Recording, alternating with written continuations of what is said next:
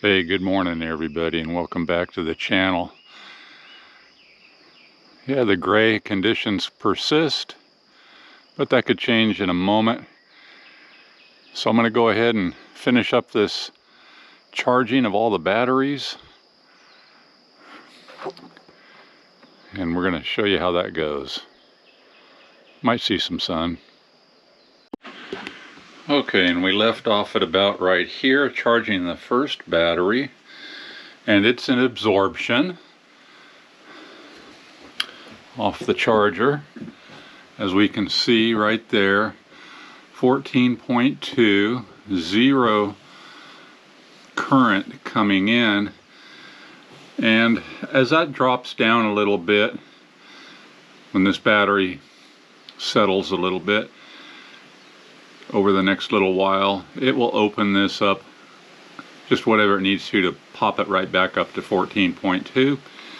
And a lot of you suggested maybe I should just tie all 4 batteries in parallel, charge them all up at the same time.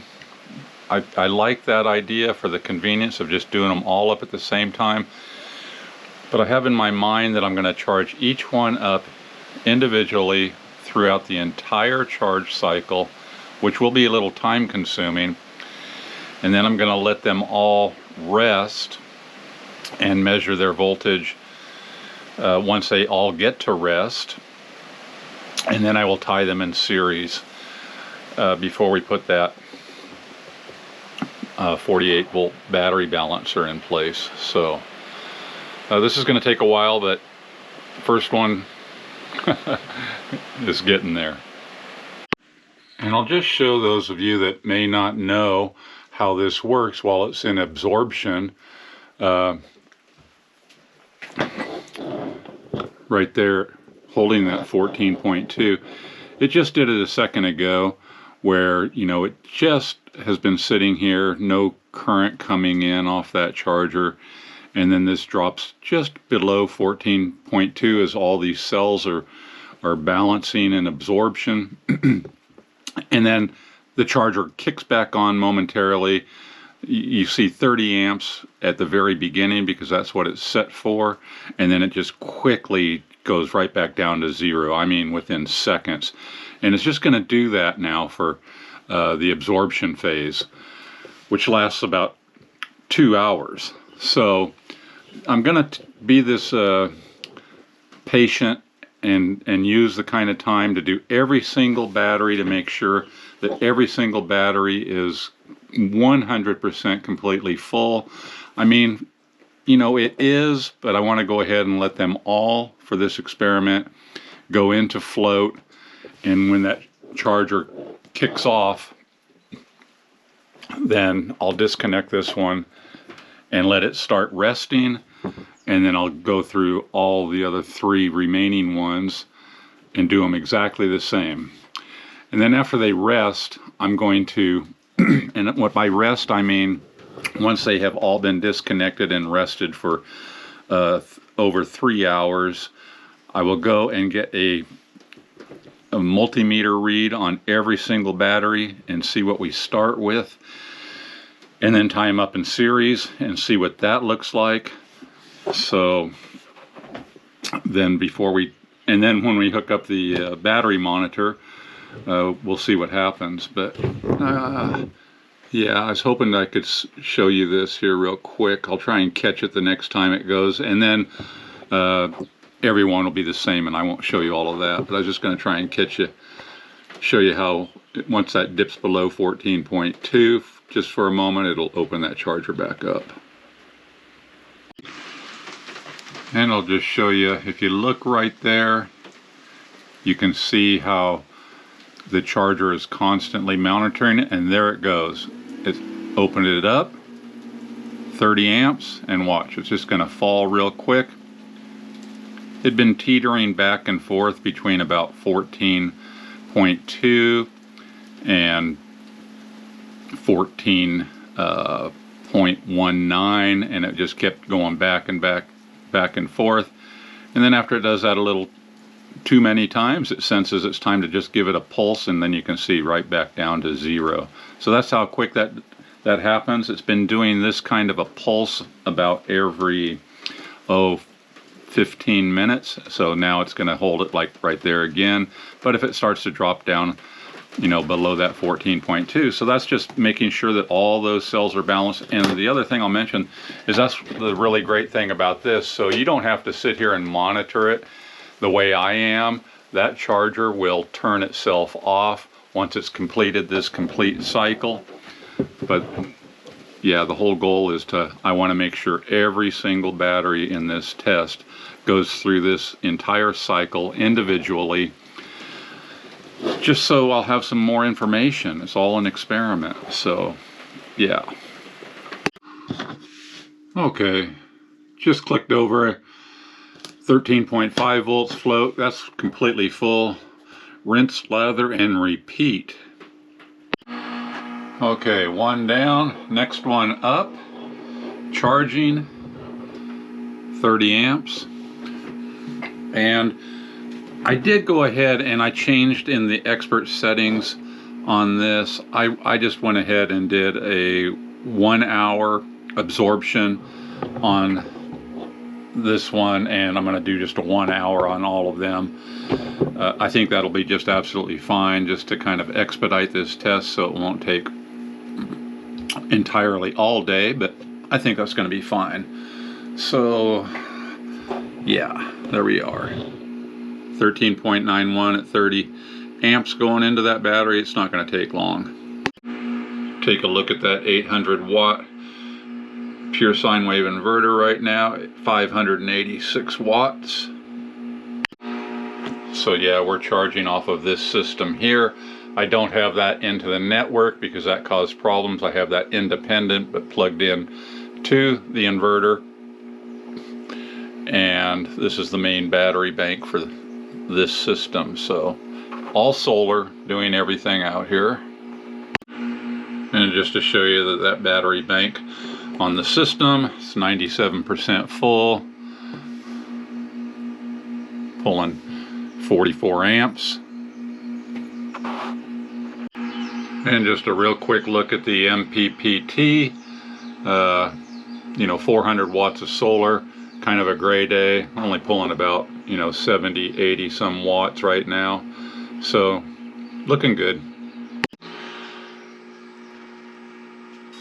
And while everything's looking good and it's kind of a slow go, a little coffee on a day like today.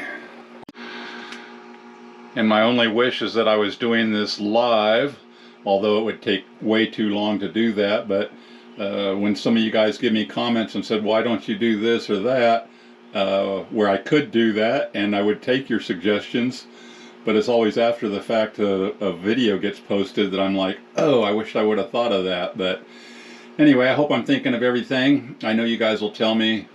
You know, I did decide to go ahead and just cut that absorption time down just to make this go faster. But yeah, if so many times I've wished, boy, I wish I was live so you guys could say, oh wait, do this or do that, and I would do it. But anyway, we're gonna get there. And the second battery here, getting ready to click over into absorption. As you can see, 14.18, 30 amps still going into it, 14.19, and you'll watch this, it'll click straight over into absorption the minute it hits 14.2, which it just did. And come on, it should do it right here, just so you can see how great this charger works. There it goes, boom, absorption, and now just tapering down to whatever it needs to hold it at that time, or at that voltage for the next hour. Looking good. And it's a great day to be doing this test. Nothing but rain, keeping me hunkered down in the shop. Okay, 2 down. Here's the third one. I'm going to plug that in, but this one's going to be a little different because this one has a one-touch control button, and it shouldn't charge with it being off. So let's go to I don't think it should. It's been, oh, as soon as you try to charge, it turns it on, actually. Okay, very good. It's been a while since I've used that one, so it was off, but as soon as it detected a charge, it allows for the charge. So that's nice on this particular battery. And as one of you pointed out to me, when I do tie these all up in series, I need to make sure and leave that on so they can all be talking to each other. So there we go.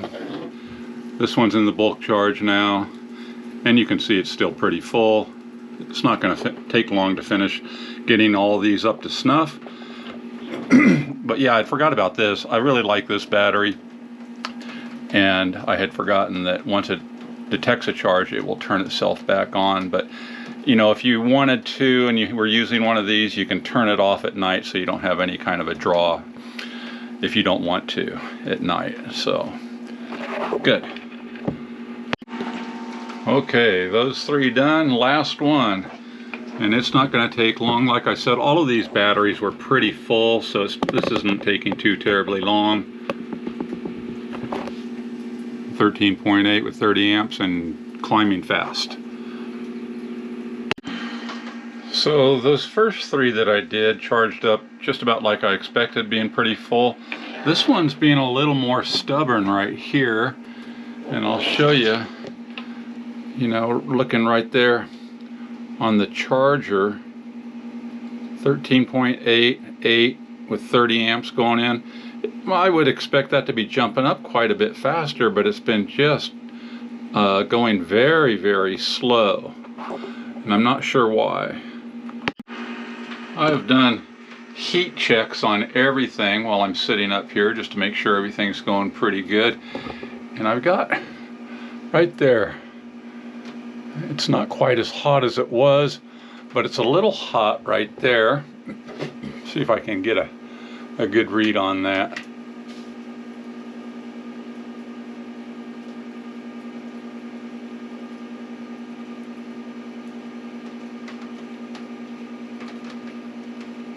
Yeah, it's cooled down. I was seeing over 120 there for a minute, but it's cooled down quite a bit. That's the hottest point on the whole system. And I don't know why that battery's taking a little bit longer to jump up, you know, that full with 30 amps in it. So, I mean, maybe just a little bit different internal resistance on this one than these other three. When these other three were up at 13.9 or whatever and 30 amps going in, they all jumped up real quick. This one being a little bit slower than I would expect, that's for sure. 30 amps. I mean, you just think you just see that climb up very, very quickly at this point. I mean, it's going up, but a little bit slower. Look at the inverter real quick, pulling 561 watts. These do run a little hot to the touch there. Everything else on the system, inverter, shoot, barely even warm. All the wires coming off of there, barely warm. Little warmer there. Yeah, that one's still a little hot to the touch. A little hotter than I'd think. And still 13.97, 30 amps cranking into that. This is the only battery that's acted a little different at this high of a voltage, that it's just not jumping right up to 14.2. I'm going to keep letting it go, but I'm glad I'm up here keeping an eye on it, because that's a little hot. Then I go just a little bit further behind on that cable there, cools off pretty quick, but right there, a little hot to the touch. See if I can get a better.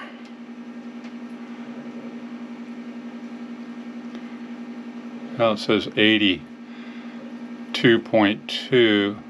Feels hotter than that to me. Okay, well, I'll just keep watching it. But here, I mean, it's going up now. Should jump up pretty quick and stop that 30 amps. And as that battery is finishing up its charge, I'll take a real quick look at the shunt. And we've taken that battery bank down now to 78%. topping off all 4 of these batteries, so not bad. I've still got a little bit of sunshine coming in. Not much. 90, I saw 92 watts right there off the MPPT. So, you know, we've been drawing down on that bank a little bit, but nothing that's probably not going to bounce back up today up into, you know, pretty good percentage. Let's go back to this thing should start winding down. Okay, so it just hit 14.2, I'm sorry, and there it's starting to taper down. So yeah, that one's the only battery that acted a little more stubborn. You know, typically once it gets up to over 13.8, it starts climbing pretty quick. This particular one, that cycling bat, yeah, a little bit slower, but looking okay now. Good. And I'll see if you can hear this. This one's pulsing now. You can hear the inverter kind of pulse.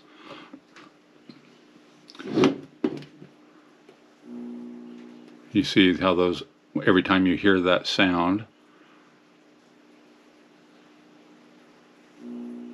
there, you know, sends another 11 amps or whatever that was right there.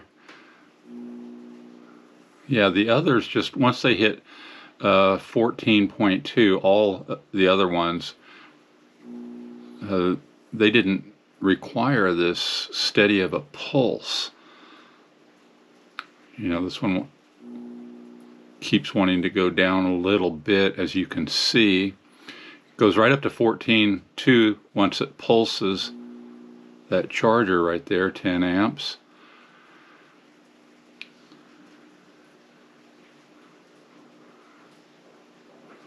I guess that's just a little bit different kind of a BMS right there. So yeah, now it wants to be done. Okay, so 4 full batteries.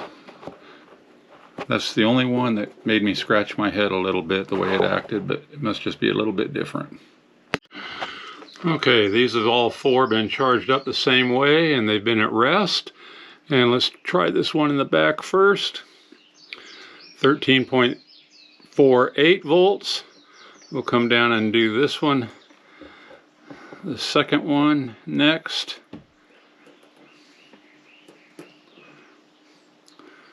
13.49, very, very close. And we'll check the cycling bat, which was a little more persnickety on its charge, but 13.52. Okay, everything's really close. And then the very last one, let's see what we get here. 13.36. So that's the lowest in all 4, but they're all pretty darn close. So I'm going to time in series now. I'm thinking this last one might have been the lowest just because I had to turn on the one-touch control button, and even though it doesn't draw much power, maybe as it was running it was just enough to be a little lower than the rest of them, but they are all extremely close, as you can see. Okay, we've got them tied up in a simple series, positive to negative, positive to negative, positive to negative, leaving the positive and a negative at the end of the string, and we'll see what kind of measurement we get. But first, let's turn this on to make sure this battery can have current flowing to it and from it. Okay, that's on. Let's get a reading. All right, we'll test what we'll call number 1, 13.46. I'll write that down, and we'll get a reading off the number 2,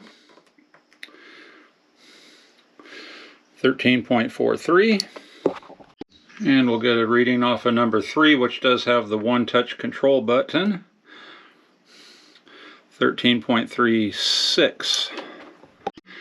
And then I'll reach over to the number 4 battery, 13.5. Okay. And those values added together gives us 53.75.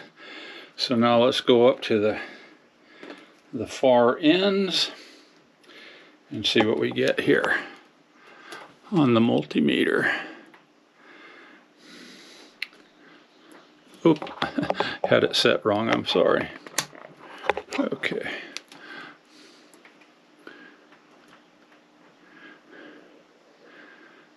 $53.7.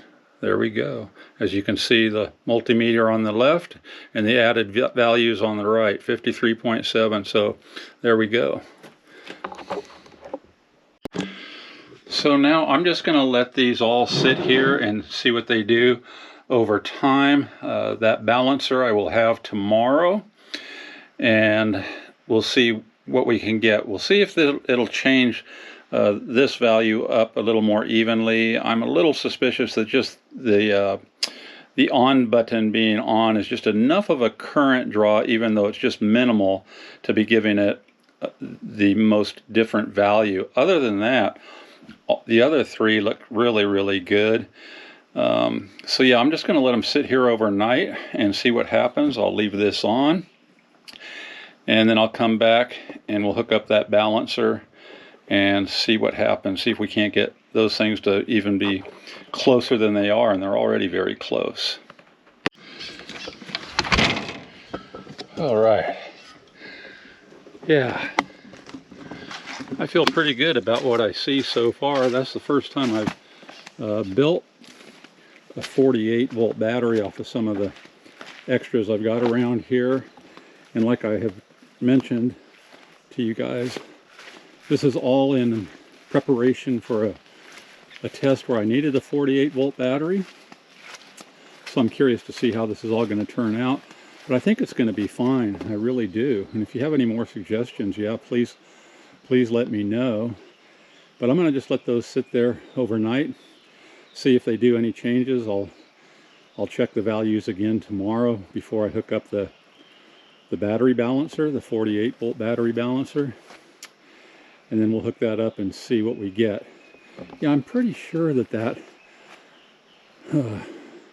one with the control button, just that little bit of, current that it takes to keep that on is probably making that look a little lower. Because as you know, with lithium batteries, any kind of a current draw is gonna show up. So yeah, pretty fun though. So okay, now I got to go rest my battery. I need to eat. And yeah, that battery bank that we worked off of today, even under these conditions, which are not superb, didn't really phase that at all. Last I peeked, it was in the high 70th percentiles, so all pretty good there. Aloha. I'll see you guys in the next day or so, and we'll see how that all turns up. Turns out, turns up. All right, my hands are full.